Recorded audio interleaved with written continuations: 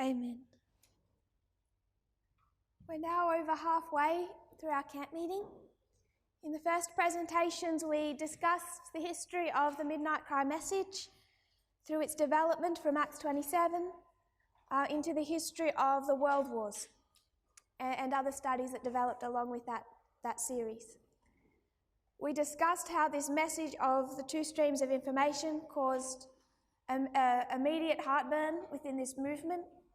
From the moment the Midnight Cry message arrived, it began to do its work of division. I have before taught, as have others, that each message builds on the one before. So if you were to look at our reform line, in its dispensations, in this formalisation of 1996, you have Time of the End magazine.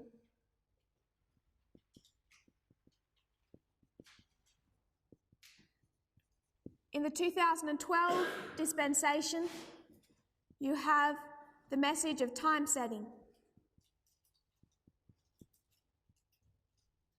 So when you go back to the Time of the End magazine, within that magazine you have this message, first of all announcing that the time of the end has arrived and we're now in a new dispensation. And within that message within that magazine you have a message about two rivers, the Ulai and the Hiddekel. And within that magazine it states emphatically that one river leads to the Sea of Glass, or it's a good river, you want to be part of this river, or the other river, the Ulai, heads to the Lake of Fire. And you don't want to head to the Lake of Fire, you want to head to the Sea of Glass. So within the Time of the End magazine, you have this message of two rivers or two streams. And it wasn't done with any of my own planning that this message of information began to talk about two streams of information. I actually tried to think of another way to word it other than saying two streams of information, and I couldn't think of any because I thought two streams of information for me it sounded too poetic. I wanted something else, but I couldn't think of any other way to word it. And then when we began to teach it, we just continued saying two streams of information.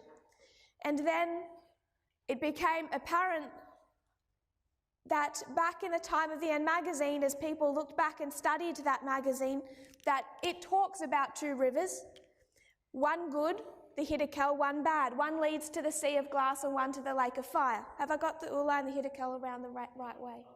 Other way, my bad. Ulai leads to the Sea of Glass, Hiddekel to the Lake of Fire, thought I.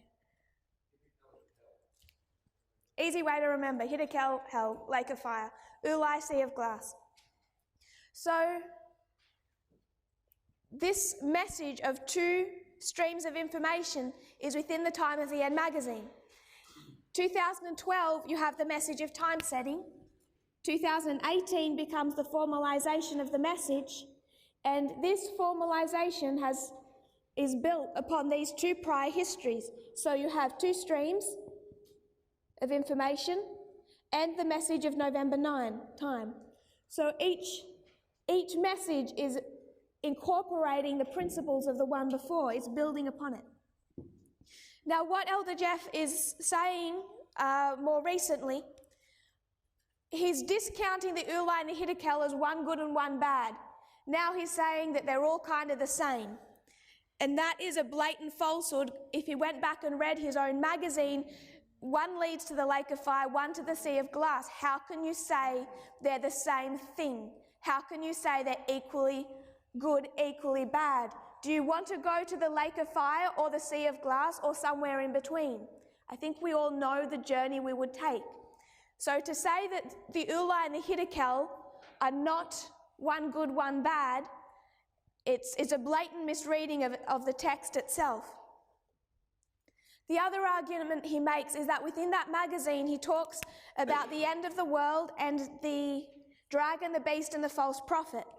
And one of the accusations that he makes is when he as the first angel, as the messenger raised up at the time of the end, when he wrote this magazine, he did not have two information streams in mind. Instead, he had in his mind his Adventist, I'm going to say Laodicean understanding of the dragon, the beast, and the false prophet. And he says that we have completely attacked this magazine and that we either haven't read it or that we are purposefully, intelligently destroying it and undermining it. Because he knows that these two streams of information is not agreeing with his narrative of the dragon, the beast, and the false prophet. So in this study, in this Midnight Cry message, we're studying these two rivers, two streams of information. Elder Jeff says they're not one good, one bad. That's just a blatant falsehood. But there's this other argument that when he, as the first messenger or the first angel, wrote this magazine, that we need to take his mindset of this dispensation of 1989 to 9/11, we have to take the intent of the author in that history and use the application that the author intended. My problem with that is the exact same subject as what we discussed on Sabbath. This is the end of modern Israel.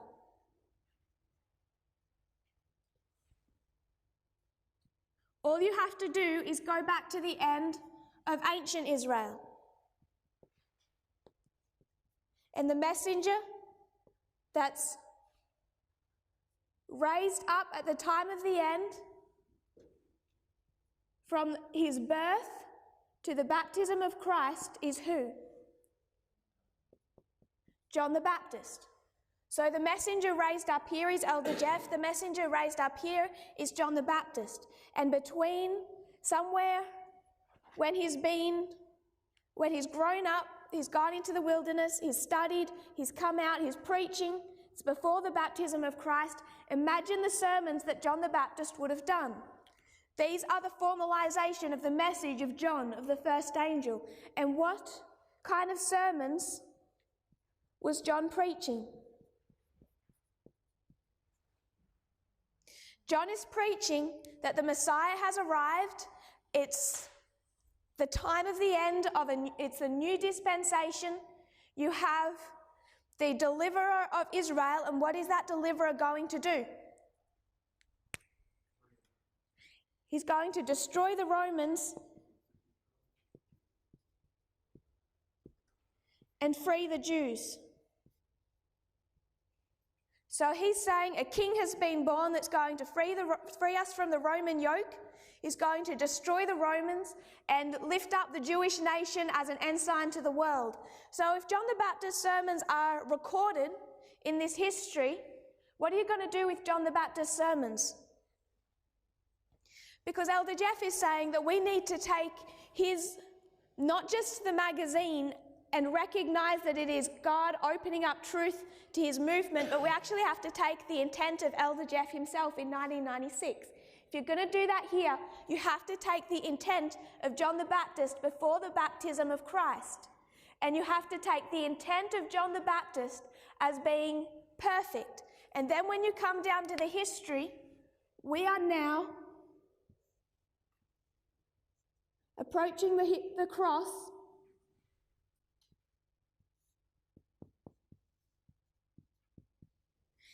And all those that want to take the intent of the first angel of John the Baptist and say, this is a king that's going to destroy the Romans. How are they doing just before the cross?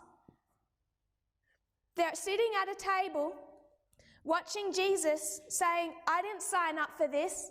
I didn't sign up for a leadership that's going to wash my feet, that's going to give a message of equality. I didn't sign up for that type of king. I'm expecting this king to defeat the Romans. And who was that? Judas. They either had to unlearn the intent of the first angel or fail their test. And we find the exact same dynamic in the movement today. God had a message that was exactly what needed to be given to raise up and prepare a people in the history of 1996.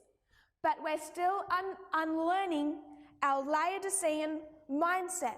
And if we want to take the intent of the first angel, just like they took the intent of John in his sermons, and just before our test say that his intent is for this dragon beast false prophet narrative, then we have the wrong concept of the end of the world. And like Judas, just before the test, they leave the movement. So this is my very brief response to this accusation that we're attacking the Time of the End magazine. The Time of the End magazine was perfect for its dispensation. I wouldn't even go back to it and start saying it's half right and half wrong. I refuse to use that type of language coming from FFA. It was perfect for its dispensation. And then we had to continue to unlearn and grow. The message of John the Baptist was perfect for his dispensation. But if you wanted to pass the cross, you unlearned the intent of the first angel. And as we discussed on Sabbath, this reform line is the key reform line to understand our own. And it makes these arguments disappear so quickly, so simply, if we work off reform lines. But we know that those who have left this movement do not work off reform lines any longer. I'm going to erase this because this was just an introduction. I want to go back to discussing a brief review of what we discussed yesterday. I'm going to quote from LifeSite News. Now, LifeSite News, who do you tie LifeSite News to? EWTN, Catholic Church. It's a Catholic news source, and it's linked, it is of the same mindset as EWTN.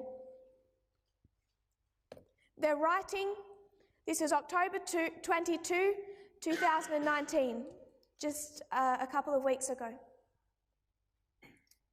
They're talking about Erwin Krautler, the Bishop Emeritus of the Diocese of Xingu, Brazil, and his new book. This bishop revealed in a new book that in his diocese, women are not only presiding over liturgies of the world, but are also giving homilies, a practice contrary to Catholic liturgical rules. This Bishop, Erwin Krautler, has written a book titled Renewal Now, How to Renew the Catholic Church. In his new publication, Bishop Krautler repeats his call for married priests and for female deacons, as well as for female priests. It is in this context that he speaks about the large role that women already play in the church in his own region in Brazil, when claiming that women have too little to say in the Catholic Church, he states. Often I refer to the fact that at our end, in his portion of Brazil, things go very differently, that women lead the liturgies of the word, and that they, in doing so, also give a homily. But this experience in Brazil, and perhaps also somewhere else, is at the most a tender flash of light, but it is far from being a proof for the sunrise that we have been awaiting for so long. He is convinced that the same dignity of the woman with regard to the admission to the ordained offices will come. So he's saying that he believes that it will come, the ordination of women as priests within the Catholic Church. And I hope, the bishop continues, that the Amazon Synod will be breaking open new paths, or at least making some steps in this right direction. So he's expecting the Amazon Synod to begin opening this way. Krautler recalls his April 4, 2014 meeting with Pope Francis, which was to be a crucial point, which he brought up in discussion with Pope Francis, in the history of the current Pan-Amazon Synod. and he shows how all of his points, which he had brought up in discussion with Pope Francis, have now been included in the Amazon Synod. So in this meeting, a couple of weeks ago, this bishop begins to discuss how he met with Pope Francis in 2014. And in that meeting, he's persuading Pope Francis really of what Pope Francis already believed. He believes in this, we discussed yesterday, this kind of liberation theology. So Bishop Krautler met with Pope Francis in 2014. They have this meeting. The same year they begin preparing for the Amazon Synod. He recalls his April 4, 2014 with Pope Francis, which was to be a crucial event in the history of this Pan-Amazon Synod. And he shows how all of the points that he brought up in that discussion with Pope Francis have now been included in the Amazon Synod. So Pope Francis was listening to his suggestions. He says, "For our indigenous people in Brazil, it is absolutely wonderful that Pope Francis has picked up on all the intentions that I was able to present to him in my private 2014 audience in Rome." Don Philippe, according to the Austrian bishop, had prepared himself and written down a text and declared right away, today's conditions for the admission to ordained officers have to be revised. For this prelate, Don Philippe, tradition has a bad taste. He proposed to get rid of the ballast that has been accumulated over the centuries, which we in our church carry with much suffering, and which some on the far right fanatically defend as tradition. So he's talking about the far right within the Catholic Church. He confidently proposes now to remove at the Amazon Synod everything that is superfluous. So what is their argument? Is tradition dispensational or is it not? You find the exact same argument within the papacy that you find within this movement. We are arguing about periods of inspiration. So we would say that there are dispensations where we are expected to act in a different fashion than from another dispensation. And some examples were given of that yesterday. So in one dispensation, if somebody broke the Sabbath, you stoned them. In our dispensation, do you stone people? No. So it's really quite simple. It's not a complicated argument whether or not something is dispensational. It's not a complicated discussion. Within the Catholic Church, their argument is not these biblical principles, but traditions. Is tradition dispensational or is it not? I know the argument that's going to come out from FFA after these presentations. Elder Jeff has already introduced the idea that Pope Francis is not the last pope and that this liberal faction within the Catholic Church will be overthrown. But there are so many evidences that this is the overturning of the Catholic Church from the inside in the final movement. 1989, what do you begin to have for the first time in God's church? Thinking of this context, what's happening externally? What did God do in 1989? He reinstituted a priesthood. Is that priesthood male and not female? Are women priests in this movement? So Catholic Church, what does Satan have to do? Replicate it, counterfeit. So what is Satan pushing for? Women priests within the Catholic Church. He has to counterfeit what God is doing. So just in that one example, you know that this counterfeit movement, this liberal movement of Catholicism, is the final movement within the Catholic Church, just based on a compare and contrast with the true and the counterfeit. Bishop Krautler reveals in his new book that during the pre-synodal council meetings in the presence of the Pope, I insisted upon including the ordination of female deacons into the final document of the Amazon Synod. That document released last week included just that. However, Cardinal Baldisseri insisted that it would be better to let the people in the Amazon first answer the questions that we present to them, instead of preempting them. For Krautler, the female diaconate is a must of the Amazon Synod, since realistically, we will essentially not advance with regard to the female priesthood without it. As to the question of remaining loyal to revelation or past teaching, Bishop Krautler has his own ideas. This question really does not mean that all rites and regulations of the early church are still for us binding in the meaning of those times. In other words, what was rites and regulations in a past dispensation do not apply in our dispensation.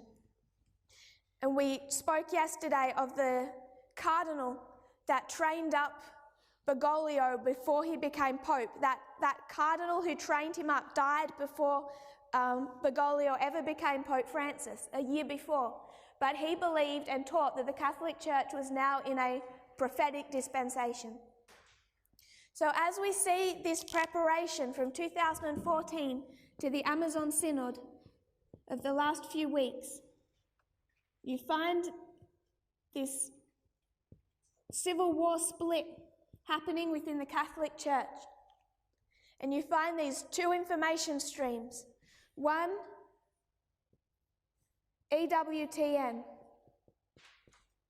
founded by an extremely conservative nun who through her years attacked liberation theology, attacked liberalism within the United States, so much so that she had public and aggressive war of words with cardinals within America. So you have this network founded by Mother Angelica, EWTN, and then you have this other network, NCR, the National Catholic Reporter. When you do your research, be aware, this is the National Catholic Reporter.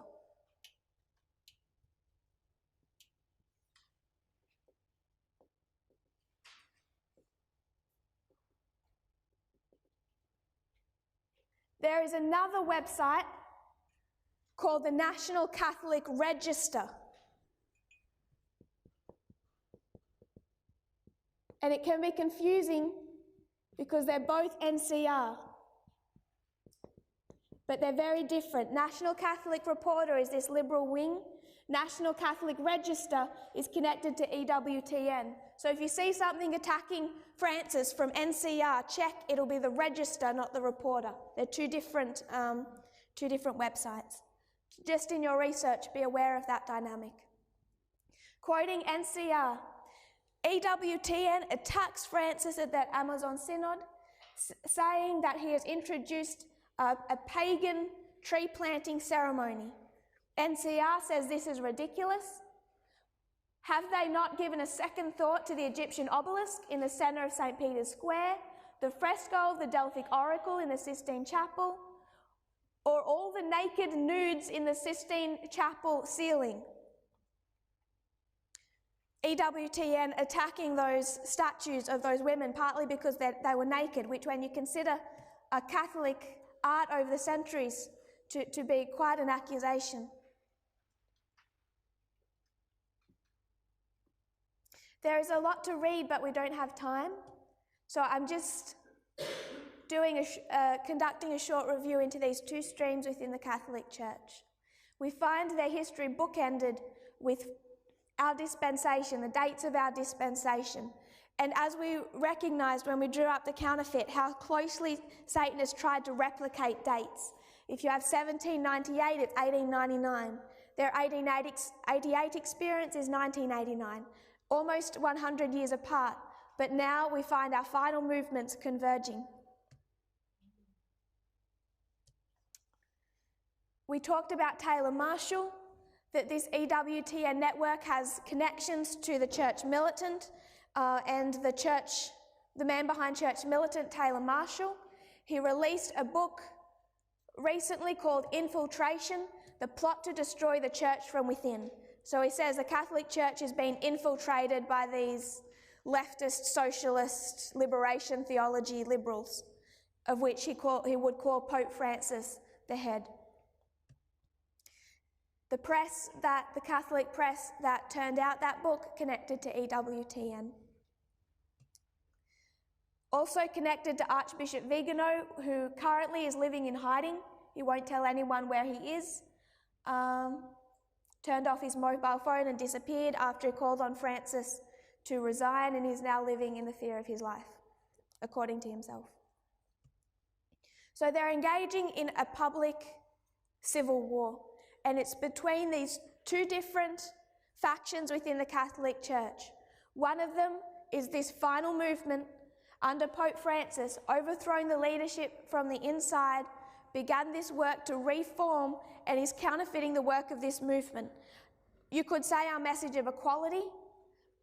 Our message of equality covers both gender and race. It covers civil rights. And you find that within the Catholic Church and the movement of Francis. But even if FFA or those who follow them want to attack it on that level, we understand that up until now they've believed that women in this movement can be priests. And just on that level, you find the counterfeit trying to replicate that within the Catholic Church. And of the last couple of weeks, they've made the first steps to that with this Amazon Synod.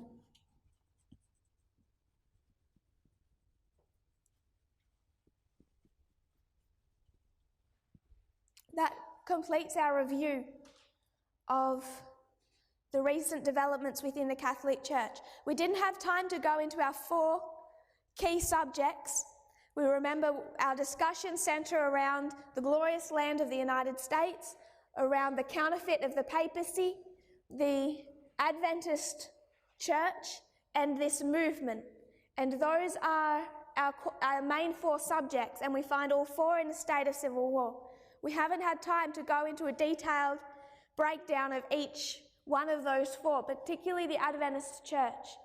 But I would encourage you to follow the external events that are now happening on each of those 4 different lines of information. We may have time towards the end in our final presentation to discuss some of those events.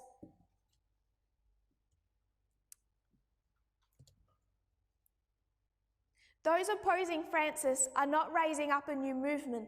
All they're doing is holding on to their traditions of a past dispensation. What our lines of the counterfeit, threaded all the way from 1773, would call the Catholic Laodicean condition, their old mindset. This movement of Francis is what we should be keeping our eyes on. We know it will have relevance.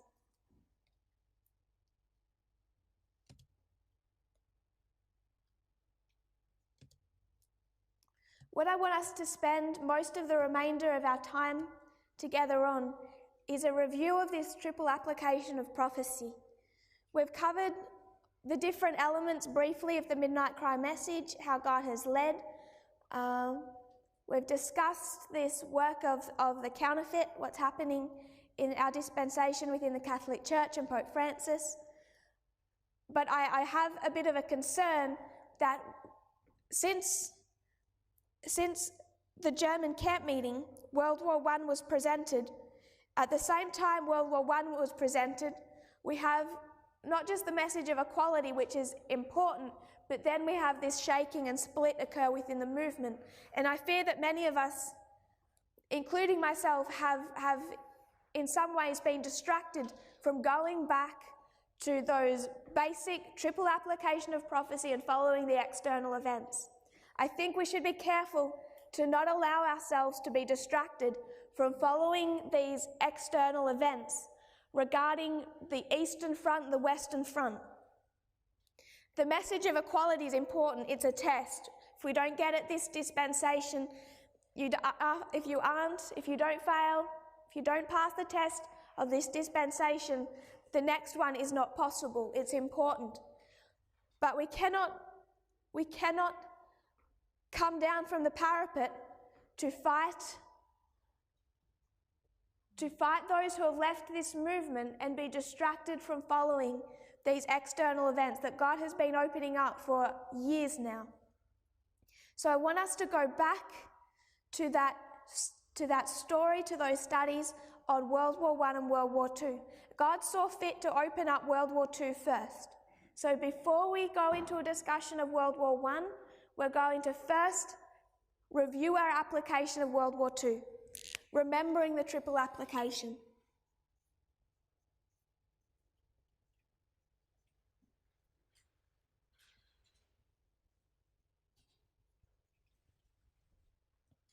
So I've written up on the board these studies that have already been presented since last October of last year, and I just want to quickly review them. I don't want to take the time to go into too much detail because our presentations are quickly running out.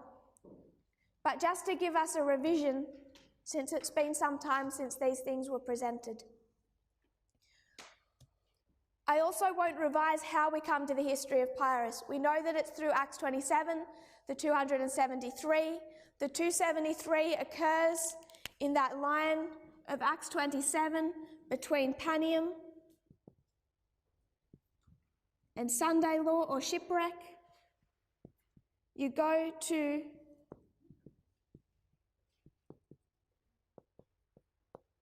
the line of Pyrrhus and you find that when you lay his history on a line, you find this final battle.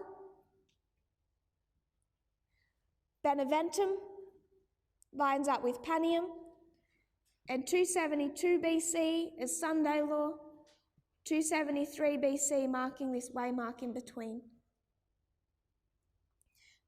The coming together of Egypt and Rome in their first diplomatic alliance, beginning the relationship they would carry over the centuries. So Acts 27 took us to Pyrrhus through the 273. We understand in this history that this war centers around the king of Pyrrhus. So it's his story that we want to trace. To give some background, just a review, what year does Alexander the Great die?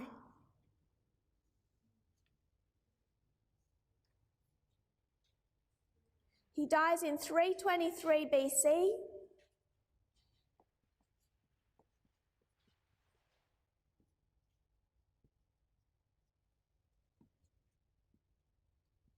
And if you were to turn to Daniel 11:4 or Daniel 8:8, which we won't do for time, what does Daniel 11:4 and 8:8 say happens after the death of Alexander? The kingdom is divided into how many winds of heaven? And those winds representing the four directions of the compass are our four famous generals, Cassander, Lysimachus, Seleucus, and Ptolemy. And in Daniel, it's made to appear seamless. Alexander dies, kingdom divided into four. You go back into the history, and it's not so simple. After the death of Alexander, there are 4 wars fought over 22 years.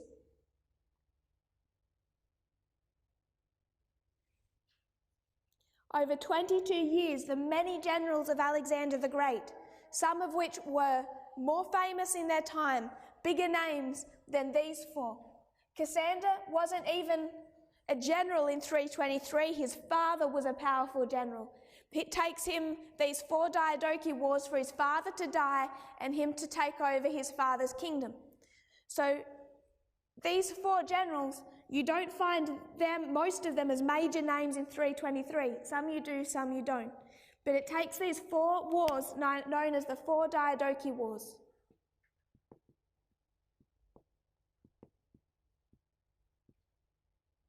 It takes these 4 Diadochi Wars to break down Alexander's kingdom from when you have 1 horn that's broken to these 4 horns. And because Daniel wants to create a particular parable, he cuts out all the history, major wars and battles that aren't of interest to his story. which is the definition of how you would treat a parable and how you would make history into a parable. So 4 Diadochi Wars. There's the first, the second, the third, and the fourth. And this fourth war ends in 301 BC with the Battle of Ipsus. These first 2 wars, you find many generals fighting. The second war, many generals fighting, particularly a general, a powerful general who was on the run, Eumenes. He fights in this second Diadochi War. He's killed here. And over the history of the third war and the fourth war, you find not many generals, not 4, but there's these 5 generals, Cassander, Lysimachus, Seleucus, and Ptolemy, all united against their greatest threat, Antigonus, and his son Demetrius.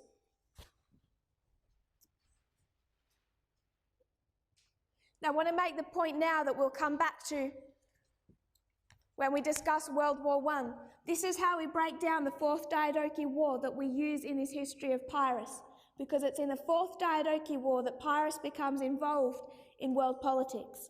But just to note for future reference, the 3rd and the 4th Diadochi Wars have the exact same players, the exact same people. Antigonus, a superpower acting as this global dictator against these generals allied against him, Cassander, Lysimachus, Seleucus, and Ptolemy. The 3rd and the 4th Diadochi War are one war between the same people with just an armistice in the middle. When you think of World War I and World War II, it's one war, all the same generals, all the same countries, Germany, Russia, Britain, France, all the same dynamic, one war with an armistice in the middle. So you know that this 3rd and 4th Diadochi War is already patterning itself after World War I and World War II. But I don't want us to go into World War I just yet. I'm just going to lay out that history for revision. We find ourselves introducing Pyrrhus in the history of the 4th Diadochi War. The 4th Diadochi War begins in 307 BC. As we said before, it's those generals, Cassander, Lysimachus, Seleucus, and Ptolemy, all united against Antigonus, and Antigonus's son, who is fighting as a general of his father, but in one sense also a king. By this stage, all of those generals have given themselves crowns and called themselves kings, which is an interesting dynamic, because before that history, to be a king, you had to be a prince first, the son of a king. What happens is one day, Cassander loses a battle, and his generals feel bad for him, and they said, "It's okay, Cassander, we're going to call you a king and give you a crown." It really was just to cheer him up after a bad day. So Cassander takes a crown and starts calling himself king to make himself feel better. And then Lysimachus says, "How come Cassander's a king and I'm not a king?" So he decides he's a king and takes a crown. And one by one, they follow the same suit, because none of the generals can stand the idea of a rival being called a king and them not having that title themselves. So they take this upon themselves. By this stage, all 4 of our generals have taken the name of a king, as has Antigonus, and Antigonus then calls his son a king. In 307 BC, this war between our famous generals and Antigonus begins again. Demetrius invades Athens and frees Athens from a dictatorship. We often speak of a 10-year history before the time of the end. Athens was placed under a puppet dictator placed by Cassander in 317 BC. So Demetrius frees Athens from this dictator, but that dictator was a puppet of Cassander. So Cassander is offended, and it reignites this war.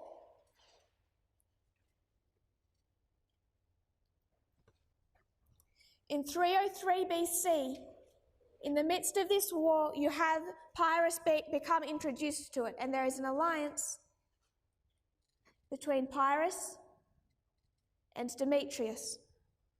So Pyrrhus goes into an alliance with Demetrius. Pyrrhus's sister marries Demetrius, and Pyrrhus begins fighting in this war on behalf of Demetrius. Then we have 301 BC and the Battle of Ipsus.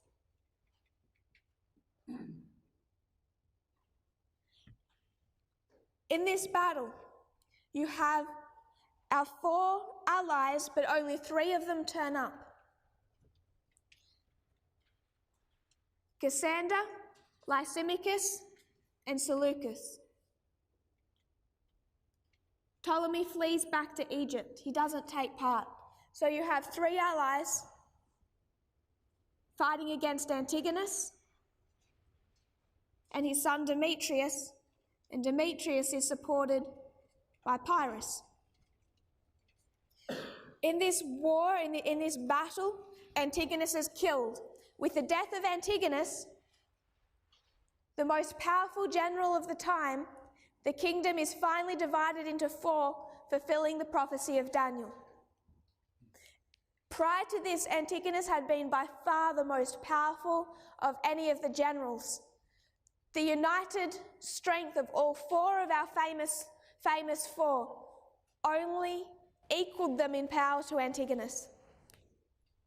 So at his death, the kingdom is divided into 4.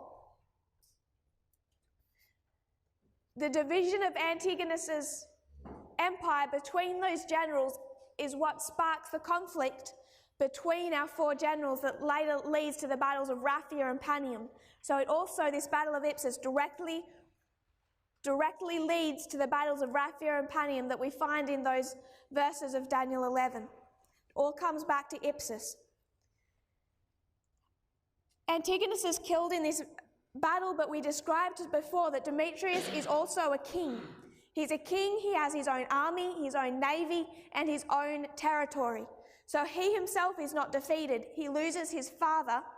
He loses much of the empire he would have inherited, but he is still a king in his own right with his own territory.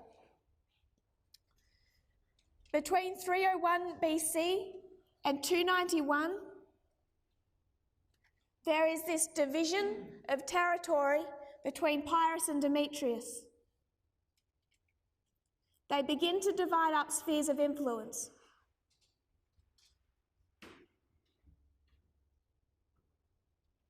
And tension arises between these 2 generals, or 2 kings, King Pyrrhus and Demetrius. In 291 BC, this conflict over territory causes Pyrrhus to attack his ally. He attacks Thessaly, invades Thessaly, which was the territory of Demetrius. So prior to this event, Pyrrhus and Demetrius have been allies. They have been allied by marriage and fought together in war. Now the relationship begins to disintegrate. Pyrrhus attacks Demetrius. Demetrius responds as soon as he is able. In 289-288, and invades Epirus, the kingdom of Pyrrhus.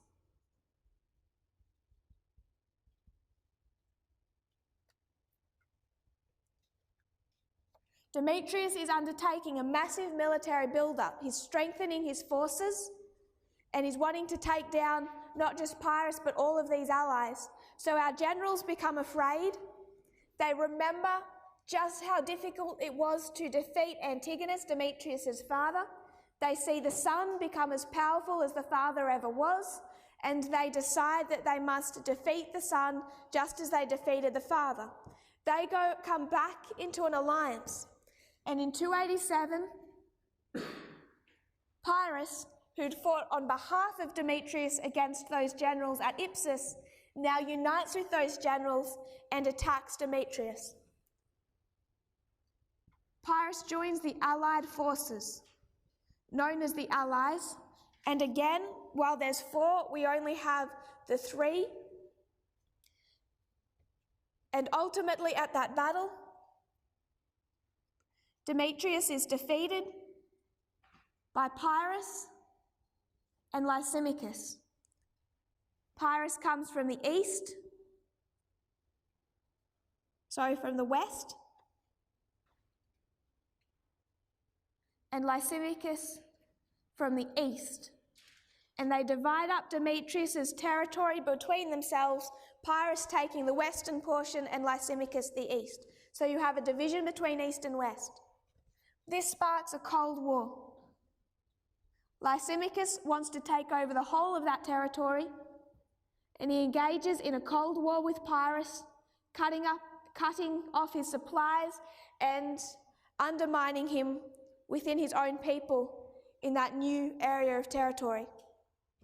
This all ends in 285. Lysimachus' cold war is successful, and without a battle, Pyrrhus surrenders all of the territory he had gained, retaining only the borders of Epirus itself.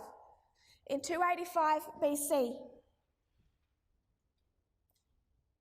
Pyrrhus loses all but Epirus. This is where the scene is changing, because we said this history takes place in 2 parts. You have Pyrrhus fighting out of Macedonia to establish an empire, and then Pyrrhus fighting out of Italy to establish an empire. So there's 2 different geographical locations, an alpha and an omega history. Pyrrhus has given up now on any attempt to establish an empire in Macedonia. So he goes to Italy, and he's going to try to establish his empire in Italy. There's this conflict in Italy between the north of Italy and the south of Italy. And who had just taken over the north?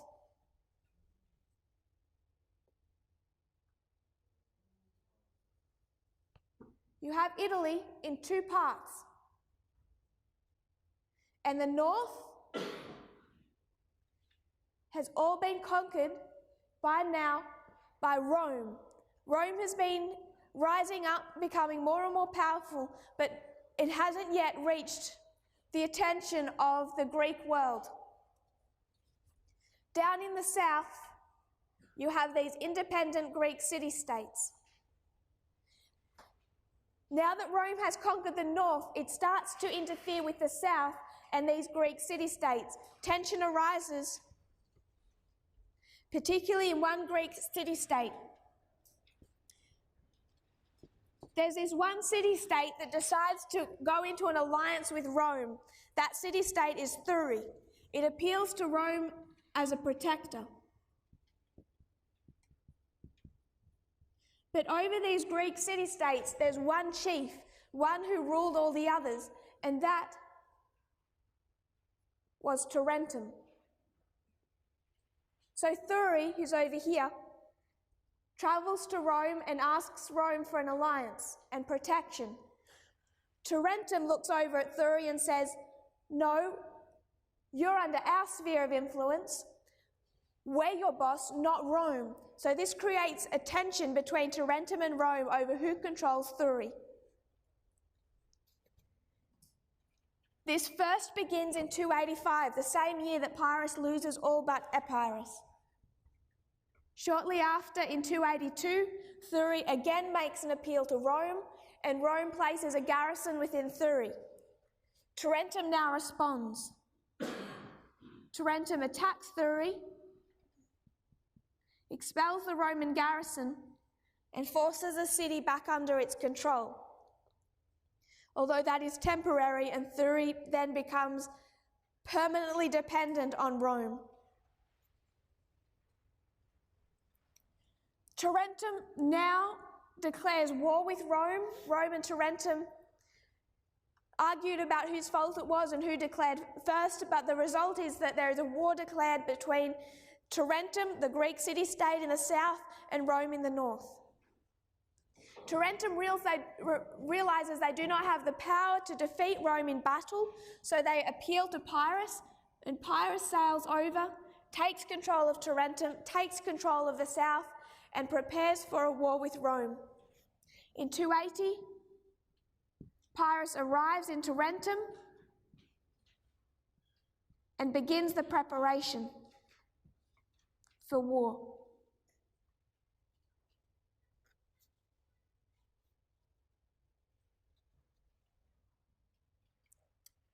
Later that same year, in the months after Pyrrhus' arrival, Rome refuses to give him time to prepare. They travel south and meet Pyrrhus near the town of Heraclea, and they fight their first battle, known as the Battle of Heraclea. This was victory for Pyrrhus. Winter comes in. Both sides retire for the winter. In the spring of 279, Rome and Pyrrhus come back together. They fight their second battle at the Battle of Asculum. 279 BC, again, Pyrrhus defeats them. And why does Pyrrhus defeat them? In 280, he brought over from Epirus, from that Greek world, a new form of warfare that Rome had never encountered, and that is the elephant. So when Pyrrhus meets them in battle, all these Roman soldiers are prepared for war, and they find charging them this front line of 20 war elephants. Never having seen an elephant before, this throws them into disarray, and it gives Pyrrhus the victory. In 279, Rome has tried to prepare some type of defense mechanisms against the elephant, but all those attempts end in failure, and again, because of the elephant, Pyrrhus is victorious. Pyrrhus, though, has been losing a lot of men. Many men died in those two wars. Many of Pyrrhus's men died. So he leaves Italy and he sails down to Sicily.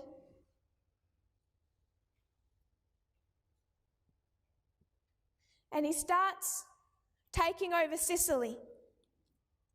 What he's hoping is that he can bring Sicily under control, conquer the Carthaginians that have control of Sicily, and then from here build an immense navy to bolster his war effort. So Pyrrhus, after the Battle of Asculum, travels to Sicily. He establishes himself here as a dictator, but he starts running out of funds. To try and fill up his coffers, he desecrates a temple. But he is not benefited by it. He places all the wealth of that temple on ships that are later wrecked in an ocean storm. And he's working on this military build-up. This is the history of Sicily. The Sicilians soon start to hate him as he's acting as a dictator, and it becomes unsafe for him to remain. So he flees Sicily and heads back to Tarentum. And he fights his final battle with Rome in 275, the Battle of Beneventum. We're flying through this history, but if you're unfamiliar with it, we can point you towards presentations that go into a bit more detail. At the Battle of Beneventum, Pyrrhus meets with Rome. His elephants charge. Something turns those elephants back around, and those elephants charge over his own troops. Pyrrhus loses at Beneventum, the final battle, and he flees Italy. He no longer, he surrenders the south of Italy to the control of Rome. Rome now has defeated Pyrrhus. They now have control over the whole of the south of Italy, except for Tarentum, that they have under siege. So they're besieging Tarentum, but it's recognized that they now have the control of the south. And this is where our famous generals start to recognize Rome as a world superpower. Remember, our four famous generals are well acquainted with Pyrrhus. They fought against him and with him. They know him. And when they see Rome defeat him and Rome refuse to surrender, they start to recognize Rome as this extraordinary superpower on the rise. And this is first recognized in 273 BC. Pyrrhus had partly grown up in the courts of Ptolemy in Egypt. He trained with Ptolemy and married Ptolemy's stepdaughter. So Ptolemy knows Pyrrhus well, and Ptolemy watches as Rome defeats Pyrrhus. And as he watches that, he's amazed, and he decides that he wants this diplomatic relationship with Rome. 273, Egypt sends ambassadors to Rome. They begin a diplomatic relationship. In 272 BC, Pyrrhus dies. He's fighting out of Argos, which means harvest. Rome sends ambassadors back to Egypt, headed by Fabius Maximus Gergus, the overwhelming flood, and Tarentum surrenders to Rome. This is the waymark that we line up with the Sunday law. Pyrrhus and Tarentum, both as representatives of the King of the South. And we know through other lines that while the King of the South is defeated at Panium, it takes a period of time to fall and finally come to its end. We find that in one of our chief examples in 1989. In 1989, the King of the South is defeated, but is the Soviet Union dead? No, takes time to fall. So at Panium, the King of the South is defeated, but it takes time to fall, and it's destroyed at the Sunday law. So the death of Pyrrhus and the fall of Tarentum mark the final and complete destruction of the King of the South. You have the symbology of Argos, which means harvest. Again, Pyrrhus dies at Argos because he's fighting in a city and his way of escape is blocked by his own elephants. So even at Argos, you have marked elephants. And this relationship between Rome and Egypt becomes formalized. And the symbology of the flood. So you have a lot that you could dig out there in a discussion of the Sunday law. We're not going to repeat all the studies that were a part of this subject. I don't wish for time to review the one of the kings of Epirus and lining them up with the kings of, or the leaders of the Soviet Union and Russia today. If you took photographs of the cards, you should find that study on there if you wish to review it yourself. But this is the two parts of Pyrrhus. This is that Alpha and Omega history, first in Macedonia, first in Italy, and we find a change of geographical location.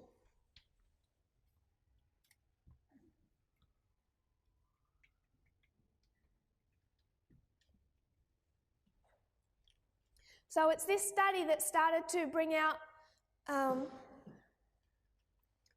the King of the South in our time and this history of Pyrrhus, overlaying it with our already constructed reform line, and also connecting those leaders of Epirus with the leaders of the Soviet Union and Russia. And when we did that, we were able to connect Pyrrhus as being, on one level, typifying Vladimir Putin. So